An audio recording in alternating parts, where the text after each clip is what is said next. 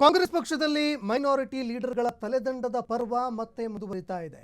ಮೌಲ್ವಿಗಳು ಈ ವಿಚಾರಕ್ಕೆ ಸಂಬಂಧಪಟ್ಟಂತೆ ವಾರ್ನಿಂಗ್ ಕೂಡ ಕೊಟ್ಟರು. ಆದರೂ ಕೂಡ ಕಾಂಗ್ರೆಸ್ ಇದಕ್ಕೆ ಡೋಂಟ್ ಕೇರ್ ಅಂತ ಇದೆ. ಕಾಂಗ್ರೆಸ್ನಲ್ಲಿ ಮುಸ್ಲಿಂ ಹಟಾವೋ ಪರ್ವ ಮತ್ತೆ ಮುಂದುವರಿತಾ ಇದೆ. ಈಗ ಕಾಂಗ್ರೆಸ್ನಲ್ಲಿ ನಾಯಕರ ಅಮಾನತು ಆಪರೇಷನ್ ಮತ್ತೆ ಮುಂದುವರಿತಾ ಇದೆ. ಇದಕ್ಕೆ ಫುಲ್ ಸ್ಟಾಪೇ ಬೀಳ್ತಾ ಇಲ್ಲ. ಮತ್ತೆರಡು ಮುಸ್ಲಿಂ ನಾಯಕರ ತಲೆದಂಡ ಮಾಡಿದೆ ಕಾಂಗ್ರೆಸ್. ಈಗ ಕೋಲಾರ, ಮೈಸೂರಿನ ಕಾಂಗ್ರೆಸ್ ಲೀಡರ್ಸ್ಗಳು ಅಮಾನತಾಗಿದ್ದಾರೆ. ಕೋಲಾರ ಜಿಲ್ಲಾ ಕಾಂಗ್ರೆಸ್ನ ಅಧ್ಯಕ್ಷ ಸೈಯದ್ ಅಫ್ರೀದ್ ಪಾಷಾ, ಮೈಸೂರು ನಗರ ಜಿಲ್ಲಾ ಅಧ್ಯಕ್ಷ ಸೈಯದ್ ಅಬ್ರಾರ್ ಅವರು ಅಮಾನತಾಗಿದ್ದಾರೆ.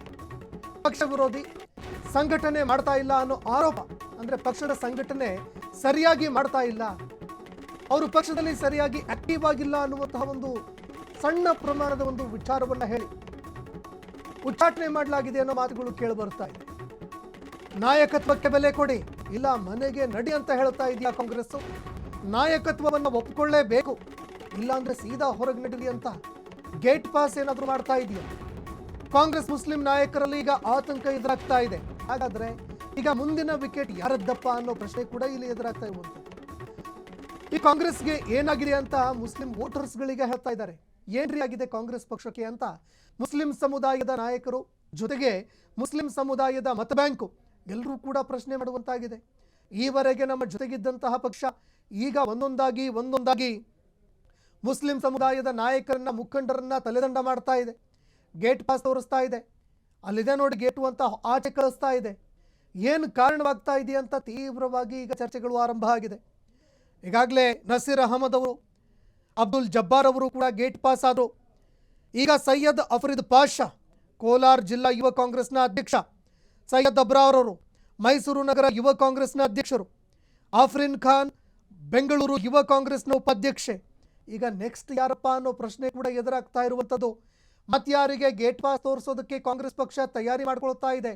ಜೊತೆಗೆ ಅಹಿಂದ ಅಂತ ಏನು ಹೇಳ್ತಾ ಇತ್ತು ಕಾಂಗ್ರೆಸ್ಸು, ಅದರಲ್ಲಿ ಅಲ್ಪಸಂಖ್ಯಾತ ಅನ್ನುವಂಥದ್ದೇನಿದೆ ಅದು ಹೋಗಿ ಕೇವಲ ಹಿಂದ ಮಾತ್ರವಾಗ್ತಾ ಇದೆಯಾ ಕಾಂಗ್ರೆಸ್ ಪಕ್ಷ. ಏನು ಸಂದೇಶ ಕೊಡೋದಕ್ಕೆ ಹೋಗ್ತಾ ಇದೆ? ಕಾಂಗ್ರೆಸ್ನಲ್ಲಿ ನಾಯಕತ್ವ ಒಪ್ಪಿಕೊಳ್ಳಲೇಬೇಕು ಅನ್ನುವಂತಹ ಸಂದೇಶನ, ಅಥವಾ ಕಾಂಗ್ರೆಸ್ ಪಕ್ಷದಲ್ಲಿ ಈವರೆಗೆ ಇದ್ದಂತಹ ತತ್ವ ಸಿದ್ಧಾಂತಗಳು ಅದರಲ್ಲಿ ತೀವ್ರತರವಾಗಿ ಬದಲಾವಣೆ ಆಗ್ತಾ ಇರುವಂತಹ ಮುನ್ಸೂಚನೆನ? ಈ ರೀತಿ ಸಾಕಷ್ಟು ಪ್ರಶ್ನೆಗಳು ಎದುರಾಗ್ತಾ ಇದೆ. ಮುಂಬರುವಂತಹ ಚುನಾವಣೆಗೆ ಕಾಂಗ್ರೆಸ್ಸು ಜಾತ್ಯತೀತ ಅನ್ನುವಂತಹ ಸಿದ್ಧಾಂತ ಏನಿದೆ ಅದರ ನೆಲೆಗಟ್ಟಿನಲ್ಲಿ ಮುಂದೆ ಹೋಗೋದಕ್ಕೆ ಹಿಂಜರಿಕೆ ಏನಾದರೂ ಆಗ್ತಾ ಇದೆಯಾ ಕಾಂಗ್ರೆಸ್ಗೆ? ಇದು ತೀವ್ರವಾಗಿ ಪ್ರಶ್ನಾತೀತವಾಗ್ತಾ ಇದೆ. ಹೀಗಾಗಿ ಈ ಮುಸ್ಲಿಂ ಮುಖಂಡರ ಮುಂದಿನ ನಡೆ ಏನಾಗಿರುತ್ತೆ ಅನ್ನುವಂಥದ್ದು ಒಂದು ಕಡೆ ಆದರೆ, ಮುಸ್ಲಿಂ ಸಮುದಾಯ ಇದನ್ನು ಯಾವ ರೀತಿಯಾಗಿ ನೋಡುತ್ತೆ ಅನ್ನುವಂಥದ್ದು ಕೂಡ ಇಲ್ಲಿ ತೀವ್ರ ಪ್ರಶ್ನೆ ಆಗುತ್ತೆ. ಮುಸ್ಲಿಂ ಸಮುದಾಯದ ಮುಂದಿನ ನಡೆ ಏನು? ಸದ್ಯಕ್ಕೆ ಈ ಬೆಳವಣಿಗೆಗಳನ್ನು ಯಾವ ರೀತಿಯಾಗಿ ನೋಡುತ್ತೆ ಮುಸ್ಲಿಂ ಸಮುದಾಯ ಅನ್ನುವಂತಹ ಪ್ರಶ್ನೆ ಒಂದು ಕಡೆ. ಮತ್ತೊಂದು ಕಡೆಯಲ್ಲಿ ಕಾಂಗ್ರೆಸ್ ಪಕ್ಷಕ್ಕೆ ಈಗಾಗಲೇ ಎಚ್ಚರಿಕೆ ಕೊಟ್ಟಿದ್ರು ಮೌಲ್ವಿಗಳು. ಇದರ ಹೊರತಾಗಿಯೂ ಕೂಡ ಈಗ ಉಚ್ಚಾಟನೆ ಪರ್ವ ಮುಂದುವರಿತಾ ಇರೋದ್ರಿಂದಾಗಿ ಮುಂದೆ ಯಾವ ನಡೆಯನ್ನು ಅನುಸರಿಸ್ತಾರೆ ಮೌಲ್ವಿಗಳು ಅನ್ನೋ ಪ್ರಶ್ನೆ ಒಂದು ಕಡೆ.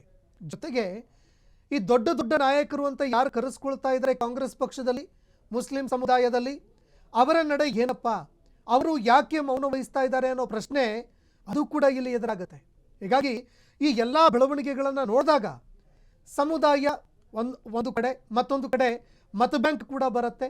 ಕಾಂಗ್ರೆಸ್ನ ದೂರದೃಷ್ಟಿ ರಾಜಕಾರಣ ಏನಿದೆ ಅದು ಕೂಡ ಇಲ್ಲಿ ಬರುತ್ತೆ. ಜೊತೆಗೆ ಸದ್ಯದ ಬೆಳವಣಿಗೆಗಳೆಲ್ಲವೂ ಕೂಡ ಕಾಂಗ್ರೆಸ್ನ ತತ್ವ ಸಿದ್ಧಾಂತಗಳು ಅಂತ ಏನು ಹೇಳಲಾಗ್ತಾ ಇತ್ತು ಈವರೆಗೆ, ಅದಕ್ಕೆ ತದ್ವಿರುದ್ಧವಾಗಿ ಏನಾದರೂ ಹೋಗ್ತಾ ಇದೆಯಾ ಕಾಂಗ್ರೆಸ್ ಪಕ್ಷ ಅನ್ನುವಂಥದ್ದು ಮತ್ತೊಂದು ಕಡೆ. ಹೀಗಾಗಿ ಕಾಂಗ್ರೆಸ್ ಪಕ್ಷ ಈಗೇನು ಸದ್ಯಕ್ಕೆ ಹೇಳ್ತಾ ಇದೆ, ಇಲ್ಲ ಪಕ್ಷ ವಿರೋಧಿ ಚಟುವಟಿಕೆಗಳನ್ನ ಅನುಸರಿಸ್ತಾ ಇದ್ದೀರಿ ನೀವು ಅನ್ನುವಂಥದ್ದು ಒಂದು ಕಡೆ. ಮತ್ತೊಂದು ಕಡೆಯಲ್ಲಿ ಇಲ್ಲ, ಪಕ್ಷದಲ್ಲಿ ಸರಿಯಾಗಿ ನೀವು ಸಂಘಟನೆ ಮಾಡ್ತಾ ಇಲ್ಲ ಅನ್ನುವಂತಹ ನೆಪ, ಈ ನೆಪಗಳನ್ನು ಹೇಳಿ ಏನೋ ಈಗ ಮುಸ್ಲಿಂ ನಾಯಕರನ್ನ ಉಚ್ಚಾಟನೆ ಮಾಡ್ತಾ ಇದೆ ಕಾಂಗ್ರೆಸ್ ಪಕ್ಷ. ಇದು ನಿಜಕ್ಕೂ ಕೂಡ ಮುಸ್ಲಿಂ ಸಮುದಾಯವನ್ನ ಆತಂಕಕ್ಕೆ ದೂಡ್ತಾ ಇದೆ. ಈ ಬಗ್ಗೆ ಮತ್ತಷ್ಟು ಮಾಹಿತಿ ಕೊಡ್ತಾರೆ ಸಹೋದ್ಯೋಗಿ ಸಾಹಿಲ್, ನೇರ ಸಂಪರ್ಕದಲ್ಲಿ ಜಾಯ್ನ್ ಆಗಿದ್ದಾರೆ. ಸಾಹಿಲ್, ಇದೀಗ ಕಾಂಗ್ರೆಸ್ ಪಕ್ಷದ ನಡೆ ಹಲವಾರು ಅನುಮಾನಗಳಿಗೆ ಕಾರಣವಾಗ್ತಾ ಇದೆ. ಜೊತೆಗೆ ಕಾಂಗ್ರೆಸ್ನ ದೂರದೃಷ್ಟಿ ರಾಜಕಾರಣ ಎತ್ತ ಹೋಗ್ತಾ ಇದೆ ಅನ್ನುವಂಥ ಪ್ರಶ್ನೆ ಒಂದು ಕಡೆ. ಮತ್ತೊಂದು ಕಡೆ ಅಲ್ಪಸಂಖ್ಯಾತ ನಾಯಕರು ಮುಂದೆ ಯಾವ ನಡೆಯನ್ನು ಅನುಸರಿಸ್ತಾರೆ ಅನ್ನುವಂತಹ ಪ್ರಶ್ನೆ ಕೂಡ ಇಲ್ಲಿ ಎದುರಾಗುತ್ತೆ. ಏನು ಕಾರಣಗಳನ್ನು ಕೊಟ್ಟು ಇಬ್ಬರು ನಾಯಕರನ್ನ ಉಚ್ಚಾಟನೆ ಮಾಡಿದೆ ಕಾಂಗ್ರೆಸ್ ಪಕ್ಷ, ಇದು ಯಾವ ರೀತಿಯಾಗಿ ಪರಿಣಾಮ ಬೀರಬಹುದು, ಈ ಬಗ್ಗೆ ಮತ್ತಷ್ಟು ಮಾಹಿತಿ ಕೊಡೋದಾದ್ರೆ. ಸಂತೋಷ್, ನಿಮ್ಮ ಪ್ರಶ್ನೆಗೆ ನೇರ ಉತ್ತರವನ್ನು ಕೊಡುವುದಕ್ಕೂ ಮೊದಲು ಒಂದು ಪ್ರಿಯಾಂಬಲನ್ನು ನಾನು ಉಲ್ಲೇಖ ಮಾಡಲೇಬೇಕು. ನೆಹರು ಕಾಲಘಟ್ಟದಿಂದ ಹಿಡಿದು ಸಿದ್ದರಾಮಯ್ಯರವರೆಗೂ ಕೂಡ ಪಾರಂಪರಿಕ, ಸಾಂಪ್ರದಾಯಿಕ ಮತ್ತು ಹಿಸ್ಟಾರಿಕಲ್ ಅಂದರೆ ಐತಿಹಾಸಿಕ ಮತ ಬ್ಯಾಂಕ್ ಯಾವುದು ಅಂತ ಕೇಳಿದ್ರೆ ಕಾಂಗ್ರೆಸ್ಸಿಗೆ ಮುಸ್ಲಿಂ. ಸೊ ಈ ತರಹದ್ದೊಂದು ಮತ ಬ್ಯಾಂಕ್ ವಿರುದ್ಧ ಆಧುನಿಕ ಯುದ್ಧವನ್ನು ಸಾರಿದೆ ಈಗಿನ ಕಾಂಗ್ರೆಸ್. ಅದು ಹೇಗೆ ಅಂತ ಕೇಳೋದಾದ್ರೆ, ಅದಕ್ಕೆ ಉತ್ತರ ಕೊಡೋದಾದ್ರೆ ನೋಡಿ, ಕೆಲ ರಾಜಕೀಯ ಪಕ್ಷಗಳು ಪೊಲಿಟಿಕಲ್ ನಷ್ಟ ಯಾವುದರಿಂದ ಬರುತ್ತೋ ಅದನ್ನು ಅವಾಯ್ಡ್ ಮಾಡೋದಕ್ಕೆ ನೋಡುತ್ತೆ. ಆದರೆ ಕಾಂಗ್ರೆಸ್ ಹಂಗಲ್ಲ. ನಾಳೆ ದಿನ ಇದರಿಂದ ವ್ಯತಿರಿಕ್ತವಾದಂತಹ ಪರಿಣಾಮ ಪಕ್ಷದ ವಿರುದ್ಧ ನಡೆದರೂ ಪರವಾಗಿಲ್ಲ, ನಾನು ಈ ತರಹದೊಂದು ನಿರ್ಧಾರದಿಂದ ಯಾವುದೇ ಕಾರಣಕ್ಕೂ ಹಿಂದೆ ಸರಿಯೋದಿಲ್ಲ ಅಂತ ಹಠಕ್ಕೆ ಬಿದ್ದವರ ಹಾಗೆ ಕಾಣ್ತಾ ಇದೆ. ನೋಡಿ, ಜಬ್ಬಾರ್ ಮತ್ತು ನಸೀರ್ ಅವರ ವಜಾ ನಂತರ ಕರ್ನಾಟಕದ ಪ್ರಮುಖವಾದ ಜಿಲ್ಲೆಗಳಲ್ಲಿ ಮುಸ್ಲಿಂ ಪಂಡಿತರು ಅರ್ಥಾತ್ ಮೌಲವಿಗಳು ಕಾಂಗ್ರೆಸ್ ವಿರುದ್ಧ ಅಸಮಾಧಾನವನ್ನು ವ್ಯಕ್ತಪಡಿಸಿದ್ರು. ಅದರಿಂದನಾದರೂ ಬೆಚ್ಚಿ ಬೀಳುತ್ತಾ ಕಾಂಗ್ರೆಸ್ ಅಂತ ಕೇಳಿದ್ರೆ ನೋ, ಇಲ್ಲ. ನಾವು ಯಾವುದೇ ಕಾರಣಕ್ಕೂ ಯಾರದ್ದೇ ಅಸಮಾಧಾನಕ್ಕೂ ನಾವು ಒಳಪಡೋದಿಲ್ಲ.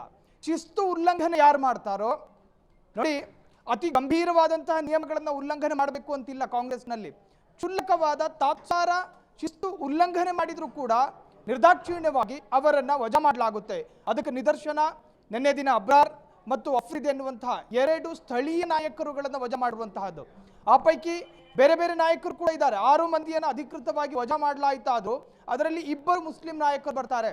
ಸೊ ಈಗ ಎದ್ದಿರ್ತಕ್ಕಂತಹ ಪ್ರಶ್ನೆ ಏನು ಅಂತ ಕೇಳಿದ್ರೆ, ದಾವಣಗೆರೆ ದಕ್ಷಿಣದಲ್ಲಿ ಯಾರ್ಯಾರು ಲೋಪ ಮಾಡಿದ್ರು, ಯಾರಿಂದೆಲ್ಲ ಪ್ರಮಾದಗಳಾಗಿದೆಯೋ ಅಂತಹವರನ್ನ ರೇಖೆ ಮಾಡಿಕೊಂಡು ಅವರನ್ನು ಗುರಿಯಾಗಿಸಿ ಅವರನ್ನ ಪಕ್ಷದಿಂದ ಅಧಿಕೃತವಾಗಿ ಹೊರಗೆ ಉಳಿಯುವಂತೆ ನೋಡಿಕೊಳ್ಳುತ್ತಾ ಇದೆ ಕಾಂಗ್ರೆಸ್ ಎನ್ನುವಂತಹದ್ದು. ಸಂತೋಷ್, ಧನ್ಯವಾದಗಳು ಸಾಹಿಲ್ ನಿಮ್ಮೆಲ್ಲ ಮಾಹಿತಿಗೆ. ಇನ್ನು ಈಗ ಸಹಜವಾಗಿ ಎದುರಾಗ್ತಾ ಇರುವಂತಹ ಪ್ರಶ್ನೆ ಏನು ಅಂತಂದರೆ, ಇದೆಲ್ಲವೂ ಕೂಡ ಸಣ್ಣ ಪುಟ್ಟ ವಿಚಾರಗಳನ್ನು ಇಟ್ಕೊಂಡೇನು ತಲೆದಂಡ ಮಾಡೋದಕ್ಕೆ ಕಾಂಗ್ರೆಸ್ ಹೊರಟಿದೆ. ಇದು ಕಾಂಗ್ರೆಸ್ ಮೇಲೆ ಮುಂದಿನ ದಿನಮಾನದಲ್ಲಿ ಯಾವ ರೀತಿ ಪರಿಣಾಮ ಬೀರುತ್ತೆ, ಇದು ಒಂದು ಕಡೆ. ಮತ್ತೊಂದು ಕಡೆ ಆ ಸಮುದಾಯಕ್ಕೆ ಯಾವ ರೀತಿಯಾದಂತಹ ಮೆಸೇಜ್ ಪಾಸ್ ಮಾಡೋದಕ್ಕೆ ಕಾಂಗ್ರೆಸ್ ಮುಂದಾಗ್ತಾ ಇದೆ ಅನ್ನುವಂತಹ ಪ್ರಶ್ನೆ ಇಲ್ಲಿ ಎದುರಾಗುತ್ತೆ.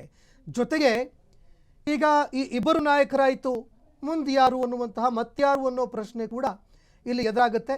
ಇದೆಲ್ಲವನ್ನು ನೋಡಿದಾಗ ಯಾವ ಸಾಂಪ್ರದಾಯಿಕ ಮತಗಳನ್ನು ನೆಚ್ಕೊಂಡು ಕಾಂಗ್ರೆಸ್ ರಾಜಕಾರಣ ಮಾಡ್ತಾ ಇತ್ತು, ಕಾಂಗ್ರೆಸ್ನ ನಾಯಕರು ರಾಜಕಾರಣವನ್ನು ಮಾಡ್ತಾ ಇದ್ರು, ಅವರು ಈಗ ಮುಸ್ಲಿಂ ಸಮುದಾಯ ನಮಗೆ ಅನಿವಾರ್ಯವಲ್ಲ ಅನ್ನುವಂತಹ ಮೆಸೇಜ್ ಏನಾದರೂ ಕೊಡ್ತಾ ಇದ್ದಾರಾ? ಒಂದು.